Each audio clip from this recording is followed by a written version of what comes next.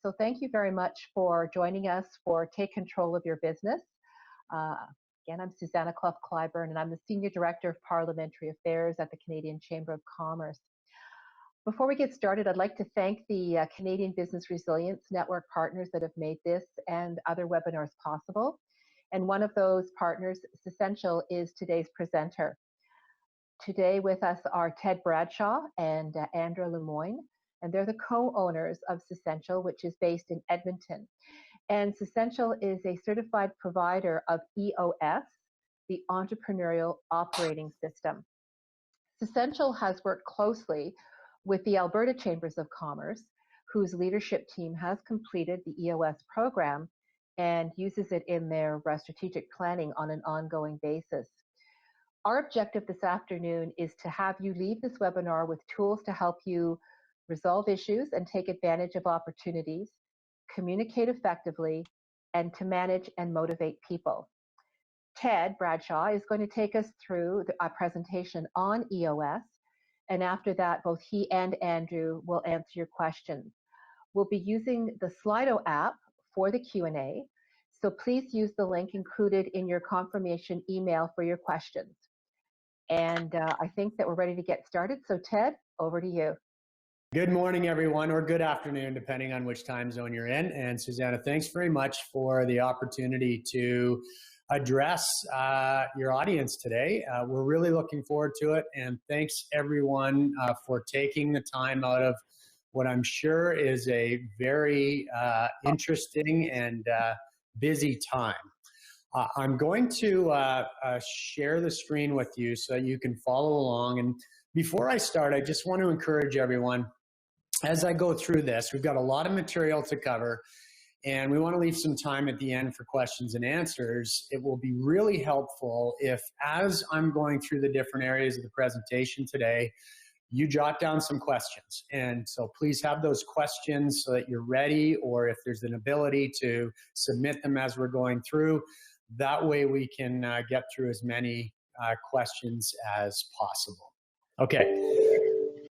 All right, everyone, here we go. So let's just jump to the agenda, and we can go to the next page. Today, everyone, we've got to go through three things. And the first agenda item, I want to just give everyone an opportunity to pause and reflect on what just happened and what is happening. Second item, Andrew, just go ahead, a bigger and brighter future. So despite everything that's going on, despite what we've got happening, how can we see through this for a bigger and brighter future? And then finally, three simple and essential tools to help you capitalize on those bigger and brighter future. So I just want you to take a moment and take some stock. If you haven't had a chance to do this yet, think back over the last 100 days.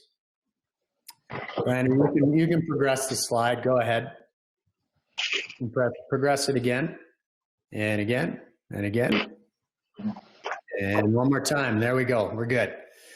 Nope, go back.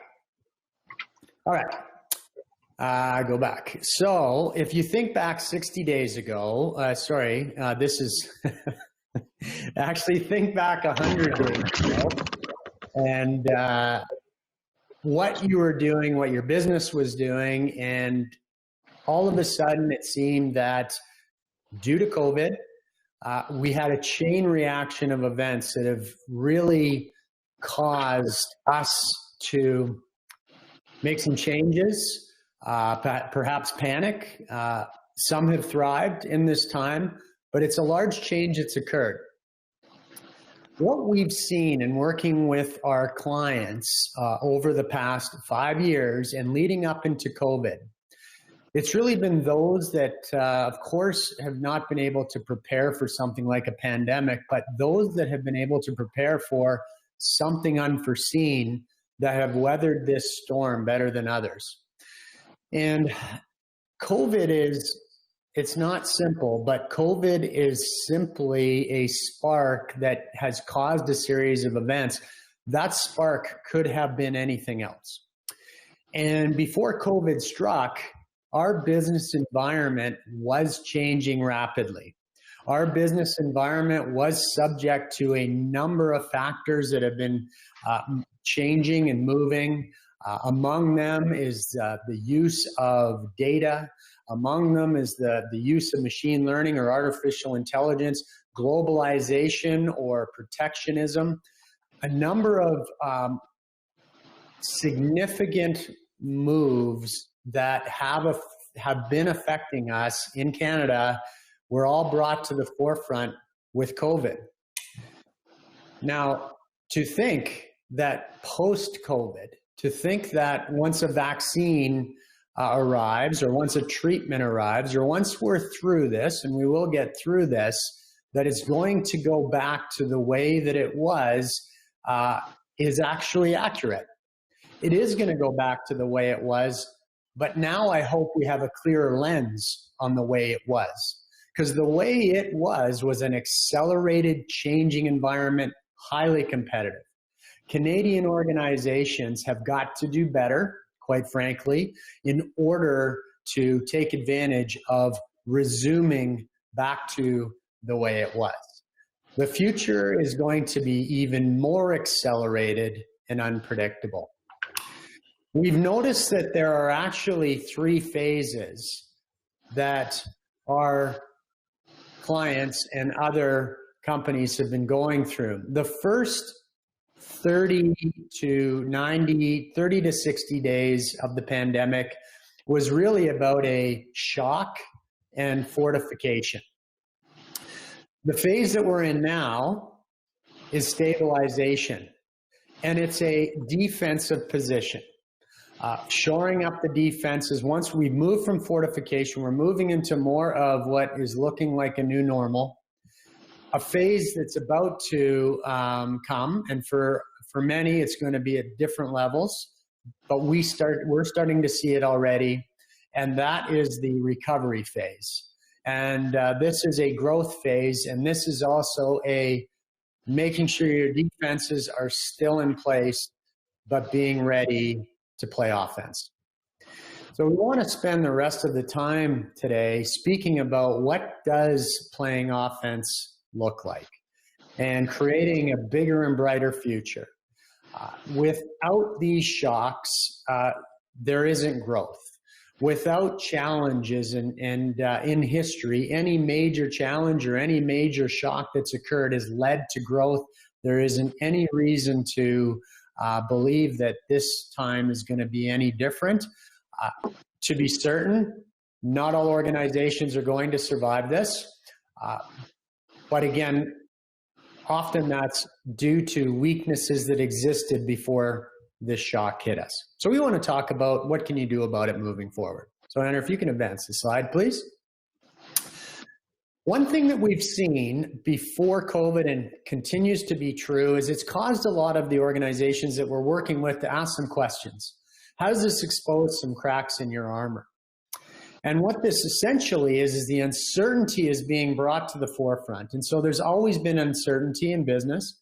Now there's more uncertainty than ever. And there are 5 areas that we're seeing that are the most common. And so as I'm reviewing each of these with you, I just want you to do a little bit of a check on how many of these apply to you and your business or your situation right now. So the uncertainty in control, and to be specific about this, a lack of control. Are you feeling like you're not in control of your direction, in control of what your decisions are leading to? This is very common and you're not alone. The second area is a uncertainty with revenue and an uncertainty with profit. Many of the teams that we've seen have had to recast their forecast for 2020. Downward trends on revenue, having to shore up profit, or moving into a break even or even into a loss situation, and wondering how long that might continue. People. This has been a time where it's been very unsettling with respect to people. And we've observed that there's really been two ends of the spectrum where some have really risen to the occasion, stood out, stood up. Others have gone the other way, and others have really moved into a place of paralysis, a place of extreme uncertainty. And it isn't necessarily always the people that you think would have been stepping up, or those others that are having trouble. But either way, it's an uncertain future with respect to people. And then, of course, there's the fourth uncertainty, and that's hitting ceilings.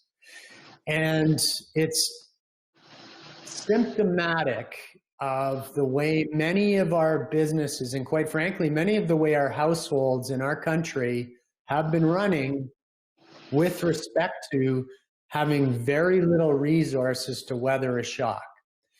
And to see the number of Canadians that were in dire financial straits within a week or two of being laid off or furloughed, within a month of not having support, much needed government support, and then looking at our businesses as well.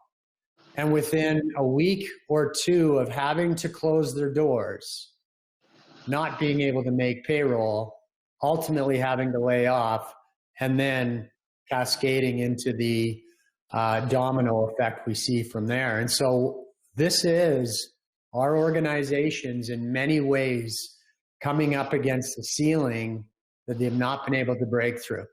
It's critical that we break through that. And then, of course, the fifth is nothing seems to be working.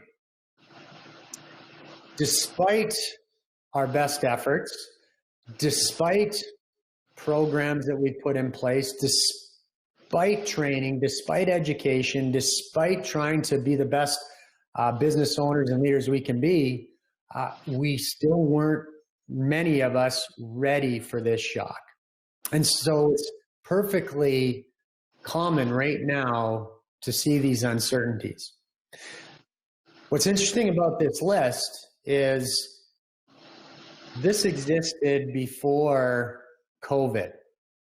These were those same uncertainties that small business and medium-sized businesses, which we work with, have been struggling with for the last 10 years. And so that's the good news. Moving forward, what are we going to do about it? So what's possible from this? Andrew, you can move to the next slide here. And so what does a bigger and brighter future look like? Well, no one knows. No one has this crystal ball. We do not clearly understand what's going to happen when the wage subsidies, when a number of the federal programs and provincial programs come to an end, which they're going to have to come to an end at some point for the future of our country. We don't know what this is going to look like. And so it's incumbent upon us as the leaders of our organizations to be the leaders and take the heavy burden that it is to help lead our organizations and our country through this. So leadership is more important today than it's ever been. Number two is we have to get out of the weeds on the perhaps day-to-day symptomatic issues that we've been solving and start to work on our businesses. We have to elevate above the issues that we're seeing, above the challenges that we're seeing, look at it from a higher level and start to think about working on the business. It's still important to be in a defensive mode, and survival is still important, but we need both now. It isn't going to be good enough to simply try to weather the storm and hope that it's going to be better in the recovery. Hope is not a strategy. So if we are going to thrive into the future, we have to start thinking about change. We have to start thinking about growth. We have to start thinking about our business models. We have to start thinking about the way we used to do business, and we may need to reinvent ourselves completely. Now, we don't have enough time in our 1 hour together today to get into all of that. But what I would like to equip you with are 3 simple and essential tools that will set you up to thrive through this recovery. I'm going to dig into some fine detail with respect to specific tools that are designed to address 3 specific areas today. But know that this is all based on a larger, more integrated, systematic model, and that model is called the EOS model, or the Entrepreneurial Operating System. You may have heard of this. Some of you may be using it. It was spawned from a book called Traction. It's a bestseller. I'd encourage you to pick it up. Everything I'm going to speak about today is in the book. And it's designed to help businesses solve their issues. This model was created through a discovery of watching businesses and leaders struggle with issues, and 136 of them at any given time. And to the extent you can focus on 6 key components and strengthen 6 key components, the 136 things will fall into place. So the first key component is vision. And what vision means, when you are strong in vision, your leadership team is aligned with where your organization's headed and the plan to get there. And then with the leadership team aligned, they're able to get the rest of the organization to share that vision, so the vision is shared by all. The second key component is the people component. We need great people to execute on our vision. This is not about superstars or A players. This is simply about having the right people in the right seats, which I'm going to come back to and drill a little bit deeper into the people component. The third key component is data. Data is all about using good facts and figures and measurables to make decisions. This is not about intuition. This is not about making assumptions. This is not about guessing. This is about using good, hard data to make those decisions. Once vision is strong and people is strong and data is strong, you are going to start to see issues. You will have created a transparent, lucid organization. We've got to become great at solving them. I'm going to dig in deeper to issues, but when your organization is strong with issue solving, you reach your vision. Many visions go unrealized due to a lack of solving those issues. It's in direct proportion to reaching your vision. I'm going to dig in deeper in a moment. Process is the 5th key component. Often ignored, often neglected, very important. As organizations have had to move from the physical office to the home office, we've seen those that have managed that successfully without great business disruption have had strong process. Those that have struggled to make those changes, often it's related to a weakness in process. This simply means that you have good processes, you've documented your processes, and they're being followed by all. When this key component is strong, your business is scalable, you weather storms, it's easier to manage, and it's more fun to run, and it's more profitable. Number 6, traction. Traction is all about executing on the vision. This is the place where we instill focus, we instill discipline, and we instill accountability. I'm going to dig into more detail on traction in a moment. So those are the 6 key components, and I want to encourage you to think about them as you're coming up with issues. Are your issues related to a weakness in vision? Are people aligned? Do you have the right people in the right seats? Are you using good data? Are you solving your issues? The real issues, not the symptoms? Do you have good process? And do you have an organization that's focused, accountable, and disciplined? That's the EOS model. Let me move forward, Andrew. For today, I'm going to share with you practical tools that you can use directly after our meeting. Reach out to us, we'll send you these tools. They are specifically designed to help you solve your issues and take advantage of your opportunities quickly. Number 2, these tools are going to assist you in communication, effective communication. And then finally, the tools will help you motivate and manage your people. So my goal for you today is for you to walk away from this presentation able to solve issues better than you did before you came in, communicating more effectively than you did before you came in, and being able to manage and motivate your people. So let's start with issues. I'd mentioned those issues are all about solving them.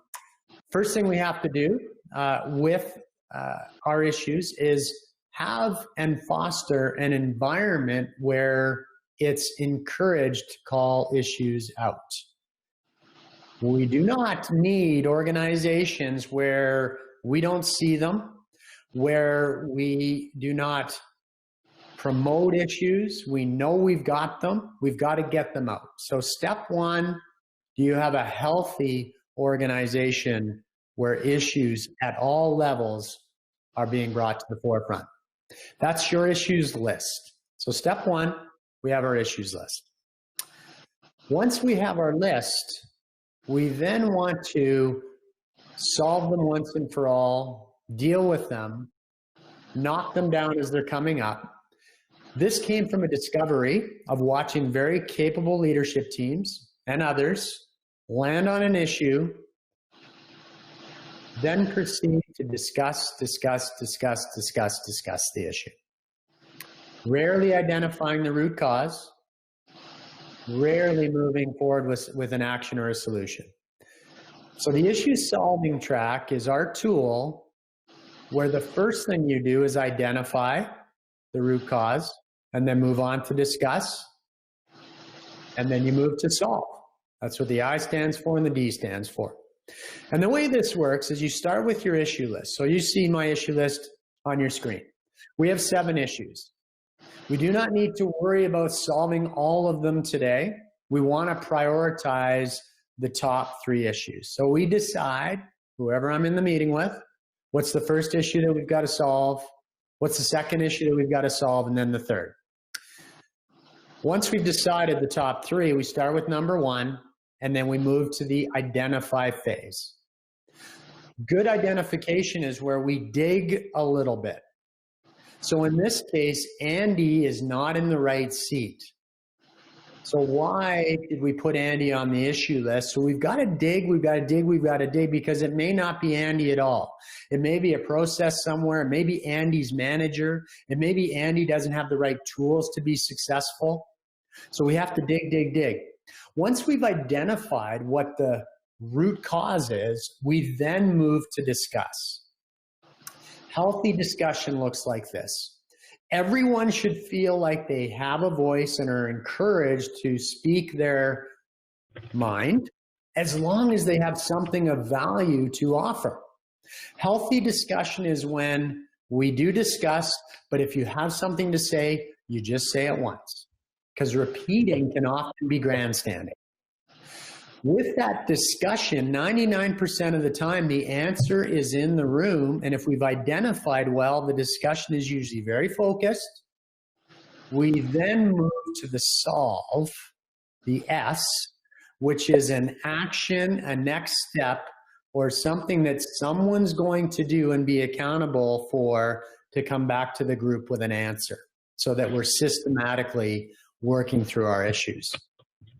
Then we move on to number 2. Website rock off track. We identify the root cause. We then move into that healthy discussion, and then we move to an action step to solve the issue. So that takes that issue off our list. Move to number 3, and then we IDS it. If there's still time left in our meeting, we can then prioritize the next 3. And we systematically move through our issues like this. So that's healthy issue solving. First of all, you need lists. Then everyone needs to engage in healthy IDSing, identify, discuss, and solve. So that's hopefully going to help you with those ideas you have, those barriers, those problems, to move through them. The second area that we want to dive into today is the traction component. Focus, accountability, and discipline to execute on your mission, on your vision.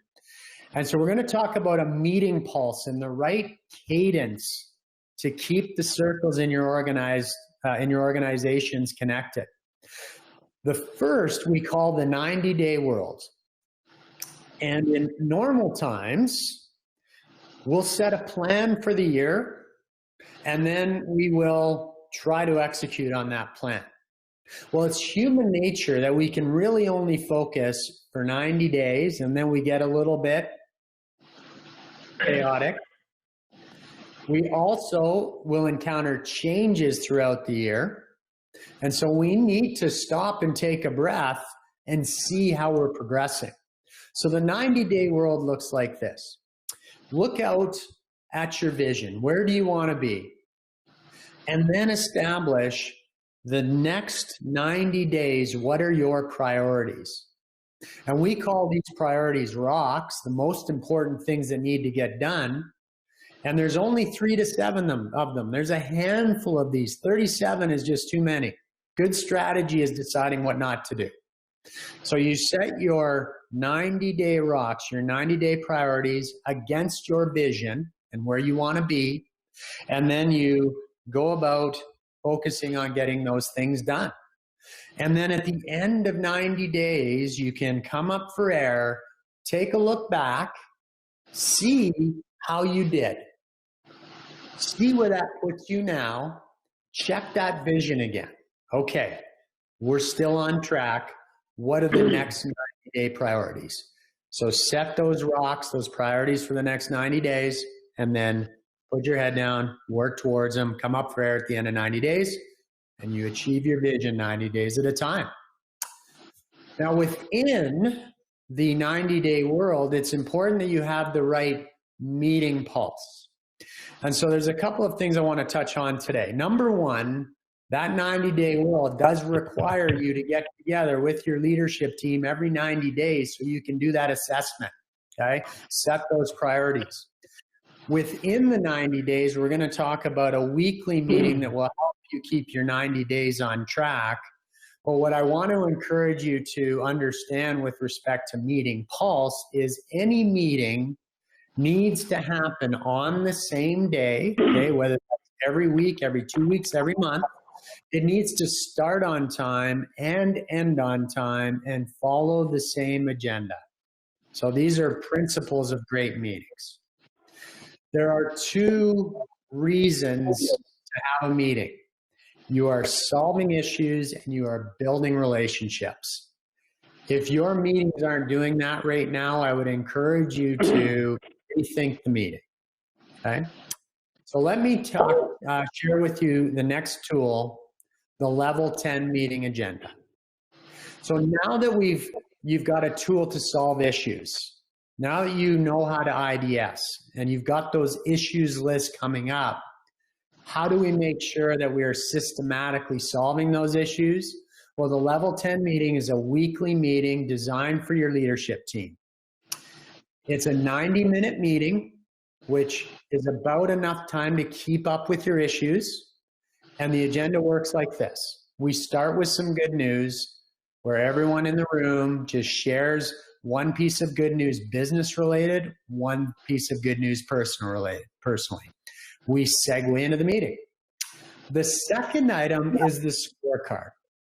Now, this is part of our data component that we talked about, but if you're using KPIs right now, if you're using dashboards or some other measurements, this is the place where you would review it. I would encourage you to have KPIs or dashboards that are weekly indicators though, and ideally leading indicators. You review the scorecard and any of your weekly measurables that are not where you want them to be, you drop down onto the issues list so you can IDS it. You don't discuss it here, you drop it down.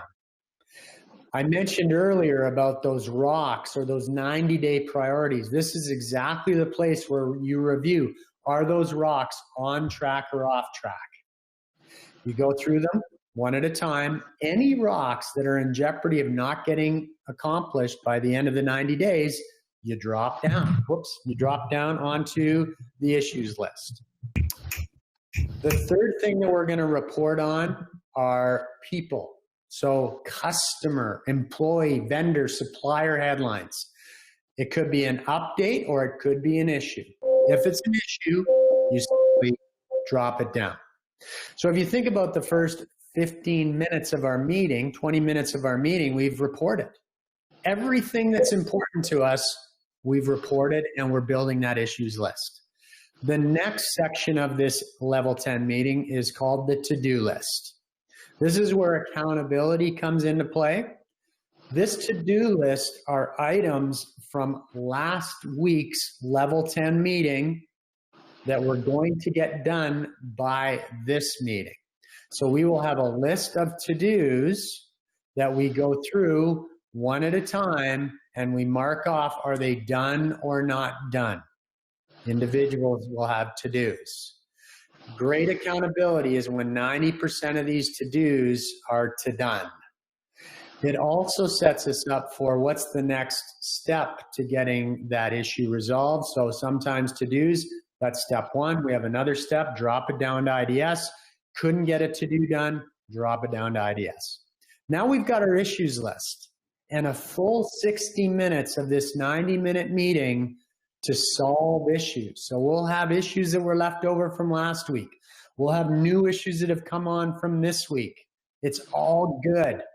We then take a look at the issue list in its entirety and we prioritize the top 3, and then we move through them systematically, identifying, discussing, and solving those issues once and for all.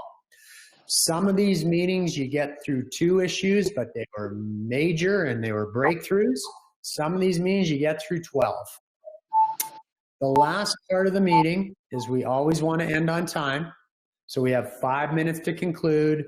This is where we'll recap the to-do list, discuss if there's any cascading messages. Does someone else need to hear of some decision that was made in this meeting? And then we rate the meeting 1 to 10. We call it a level 10 because we're shooting for a 10 out of 10. So that's the level 10 meeting and the 90-day world, which will help you with effective communication. So we covered off solving issues, taking advantage of opportunities, how to communicate more effectively and keep the circles connected in your organization. Now, a biggie, people. How do we manage and motivate people? Great people. When your people component is strong, and I want you to really think about the people you have right now, people are all about the right people in the right seats. It's the right people in the right seats. So I'm going to define both of those for you. This is how right people works. We're looking to have our employees, our leaders, anyone in our organization sharing our core values, our culture, who we are. So this tool, the People Analyzer, is there to help you assess objectively, do you have the right people in your organization? And the way it works is across the top of the People Analyzer, there are core values. These are our core values: humbly confident, grow or die, help first, do the right thing, and do what you say. This defines our culture. This is who we are. This is what we want everyone in our organization to be. When I'm assessing people on my team, I put their names down. So there's Joanne, there's Martin, and there's Ellen. And I will then assess each one of them individually, and I will make a decision on whether or not Joanne is humbly confident. And if she is, most of the time, I give her a plus. If she is some of the time, or rarely, I will give a plus minus for some of the time, and I will give a minus for rarely or never. So Martin, when I think of his behaviors and his actions, is rarely humbly confident. He gets a minus. Ellen, sometimes she is, sometimes she isn't. She gets a plus minus. And then I will go to grow or die, help first, do the right thing, do what you say, and I will assess them on their behavior for each of these core values. As you can see, no question, Joanne is the right person. She shares our core values. Ellen shares our core values, but there's a little bit of work there. Martin does not share our core values. Now, this doesn't mean a lot until I set a bar. And so our bar in our organization is we expect everyone to be 3 pluses and 2 plus minuses. When you're setting your bar, the only rule is no minuses. And so as you can see here, Ellen is just below the bar. So as long as I can get her up on do the right thing, grow or die, or humbly confident, she'll be in great shape. Martin, I've got a lot of work to do, and the chances are, if I've assessed him correctly, he's just not the right fit, and he'd be better off in another organization because he could really be doing damage to our culture. Doesn't mean he's not a good person, he's just not right for our culture. So that's the right people. This is the people analyzer to effectively assess your people. Do they share your culture? Do they share your core values? The second tool or discipline is the right seats. Now, we need to make sure that we have a tool and an ability to assess right seats. So we call this tool the accountability chart. And it all starts with structure first. In every organization, there are these 4 or 5 major functions at the leadership level. Andrew, you can go and build out each of the roles as I'm speaking through it. Visionaries are often the creators. They're often the founders. They're strategic thinkers. They have big ideas. They have creative problem solving. Integrators are in the business, leading and managing, business planning, just go back, profit and loss. They remove obstacles and barriers. And then the 3 major functions that we see in every organization are marketing and sales. How do you let someone know you got something of value, and how do you sell it? You can see what they're accountable for. Operations, how do you deliver that product or service? And then finance.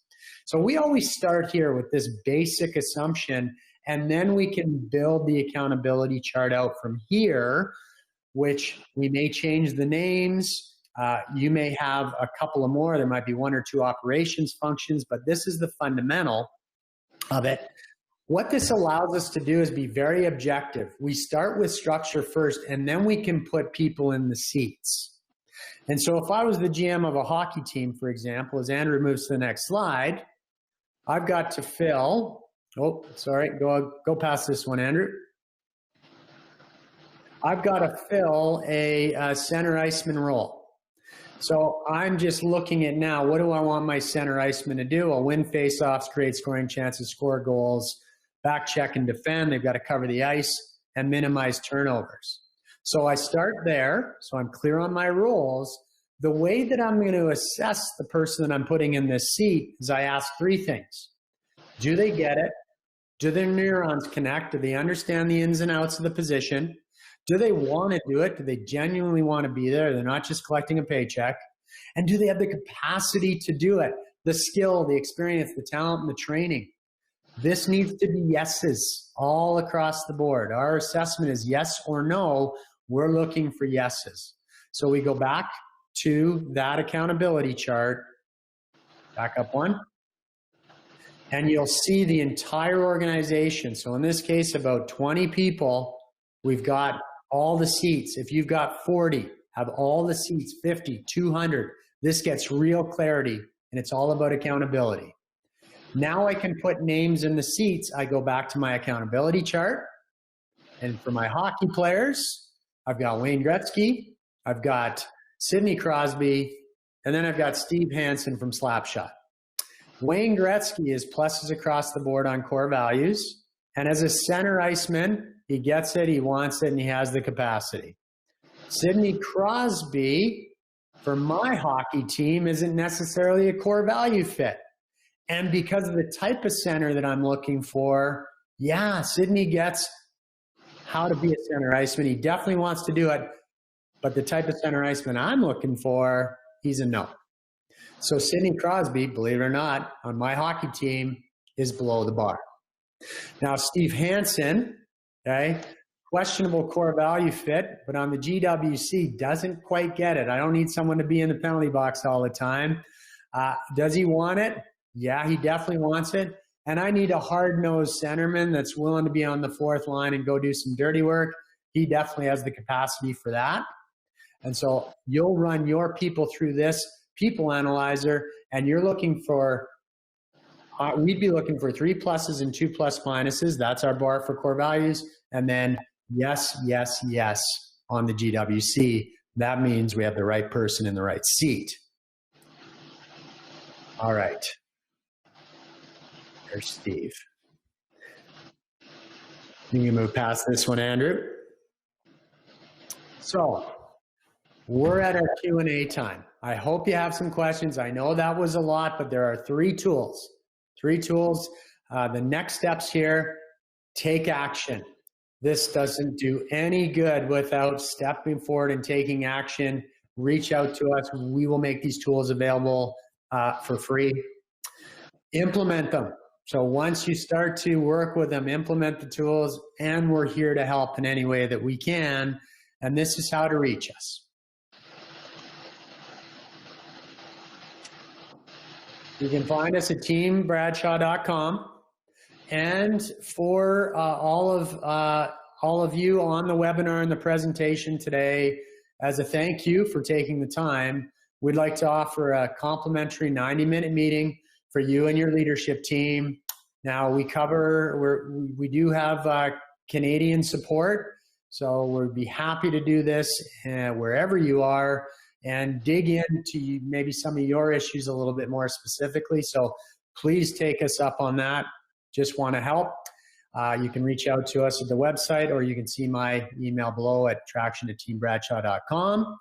Please reach out to us for any tools as well that you've seen today. We'd be happy to send you the electronic version. You can advance the slide, Andrew. And then finally, one more time. Oh, you can go back. There are some books to help you. So you see Traction there on the screen. A lot of what I talked about today is self-prescribed in that book. So I'd encourage you to get a copy of Traction, and you may find some great nuggets in there. So thanks for the time, thanks for the attention, and we'll move on to Q&A. Okay, thanks a lot, Ted, for that. I think we're just waiting for some questions to start coming in. So I have a couple of my own, if you don't mind, and this is for either Ted or Andrew. Does a particular business come to mind as an example of how you were able to assist with EOS and the difference it made to that particular firm? Yeah, there's so we have a sweet spot of organization size that we work with, and that sweet spot is organizations with between 10 and 250 people. So that's the sweet spot. Now, we have worked with some smaller organizations, and we've worked with larger organizations. When you're outside of that sweet spot, it really is more about the leadership team. And are they entrepreneurial in nature? You know, are they growth oriented, entrepreneurial? Are they open to learning? So that really, the size of the organization doesn't matter when you have a leadership team like that. As far as industries go, it's pretty much industry agnostic. It works across the board. We have service organizations, we have product organizations, technology organizations. And so because we're really working with a system and not specifically that industry as industry experts, typically it's the teams that are the experts. We just have to help them get aligned. Okay, thanks. Andrew, did you have anything you wanted to add?